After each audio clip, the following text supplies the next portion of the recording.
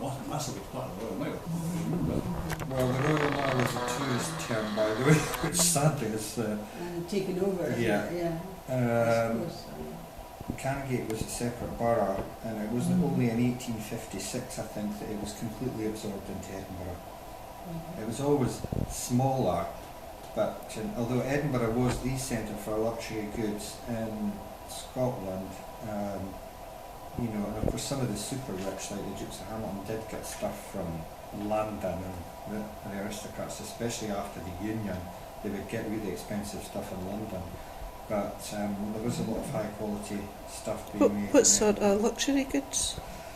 Well, gloves, fashionable items of clothing, gloves and hats were imported, and there was very fine silver made in Edinburgh. In fact, the Galloway Mazer, which is across the road in the museum, that's a standing cup with a wooden bowl. That's considered, I think the Galloway Mazer, or one of the three most famous mazers, which was made by a silversmith by the name of Gray, who actually lived really near, I think he literally lived just outside Holyrood Palace.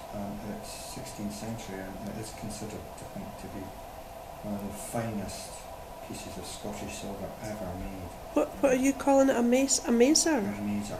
How do you It's spell from the it? old German for maple, I think, because these bowls, it descends from wooden bowls that we would have had. If we were having a celebration, we would have been drinking possibly from a mazer, a wooden bowl, that you'd hand round.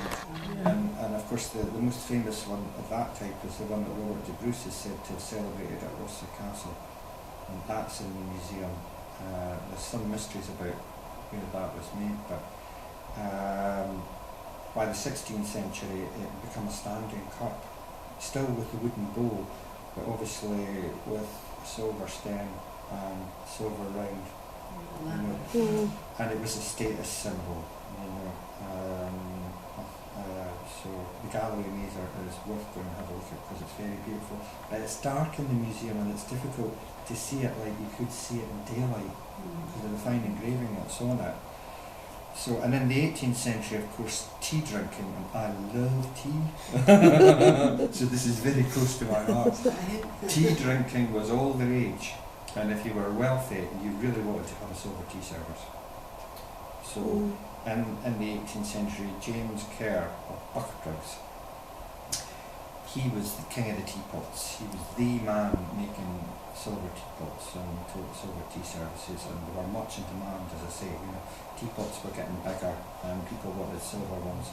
And he also made these amazing egg-shaped coffee things.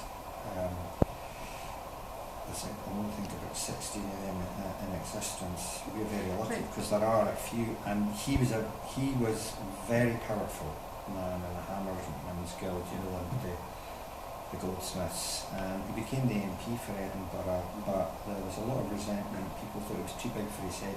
Although he was of aristocratic origins, and he married back into his family, the Marquesses of Lothian, people thought he was getting too big for his head, his boots as it were, and a bit of a big head. But he was a very talented man, and he had a pedigree, as people thought in those days.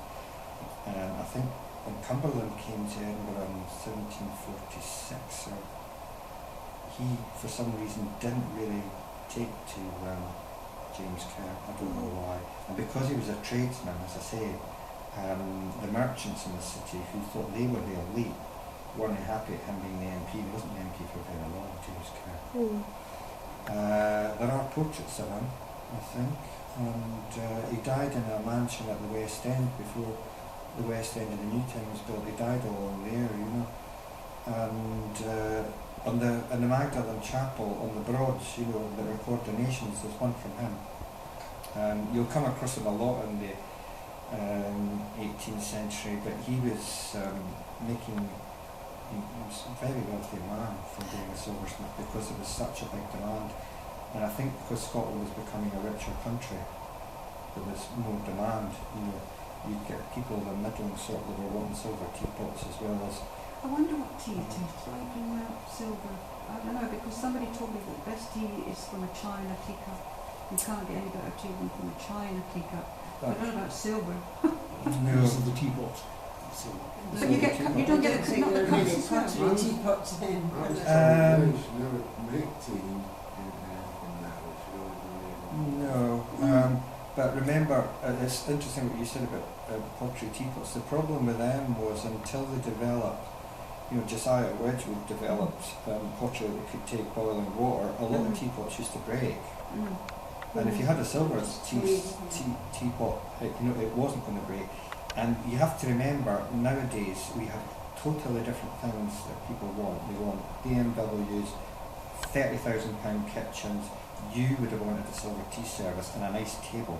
And in the Canongate, and in Edinburgh, there were cabinet makers, like the Brodies and then the Trotters, who could make your furniture for you and supply you with mirrors and everything, And the tea ceremony was very, very important, and it was filtering down through the classes by the end of this 18th century. Everybody was drinking tea. If I had a silver teapot, I wouldn't use it. Well, there's a. Do you want to know something? That is again an interesting thing to say, because the ultimate thing would be to have a gold teapot. Oh. And James Kerr made several of those to survive. One's in the museum across the road. Oh, right. There were prizes for the king's. The 40 guineas was given as a king's prize at the Leaf races, and for a while they made gold teapots. Mm-hmm. That was in the 1730s, and you wouldn't have the trouble of, bothering about cleaning a silver teapot. What about